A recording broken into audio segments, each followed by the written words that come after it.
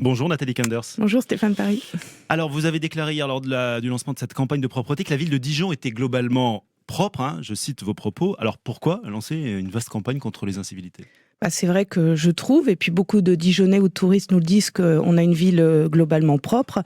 Pour autant, c'est vrai que les incivilités du quotidien, les jets de mégots, les jets de chewing-gum, prennent maintenant trop de place. Elles sont coûteuses et désagréables pour la collectivité, pour les habitants. Donc on a souhaité lancer cette grande campagne de sensibilisation et de prévention dans un premier temps, et ensuite passer pour la verbalisation pour ceux qui auraient du mal à comprendre. En gros, pour l'instant on est gentil, mais ça va pas durer. Tout à fait. Il y a un relâchement, vous trouvez, dans les comportements, dans le civisme sur la ville ? Oui, et puis c'est vrai que les modes de vie ont changé. On voit que les gens, le food truck se développe, donc ça crée des déchets supplémentaires. Donc il était important, de réagir déjà en adaptant les poubelles, de mettre en place des cendriers aussi sur l'espace public, et puis à un moment, rappeler aux citoyens que ces petits gestes du quotidien, sont désagréables et ne correspondent pas au vivre ensemble de notre cité. Donc la ville est globalement propre, la ville de Dijon, mais elle pourrait être encore plus propre, si j'ai bien compris vos propos. Voilà, puis on va être une ville classée au patrimoine mondial de l'UNESCO, donc c'est aussi l'image de la ville qu'on doit préserver, et donc c'est important aussi pour la ville, pour les habitants, d'avoir une ville agréable. Alors une première phase de sensibilisation, Nathalie Kenders, ensuite on va passer aux sanctions, c'est inévitable ?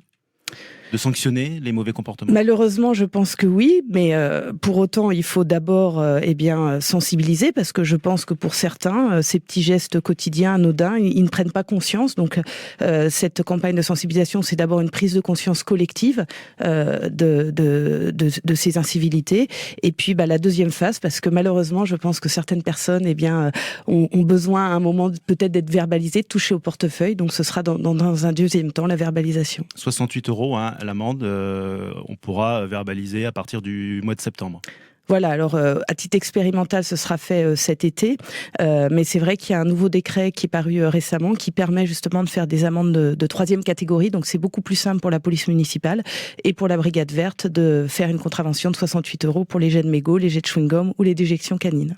8h moins 5, la propreté à Dijon, on en parle ce matin avec la première adjointe à la ville, Nathalie Kenders. En se baladant dans la ville de Dijon, des fois on se rend compte que les poubelles sont pleines. Est-ce qu'il n'y a pas aussi au niveau de la ville des efforts à faire pour augmenter peut-être le nombre, la taille des poubelles, parce que quand la poubelle est pleine, malheureusement, on est obligé de jeter et ça tombe à côté.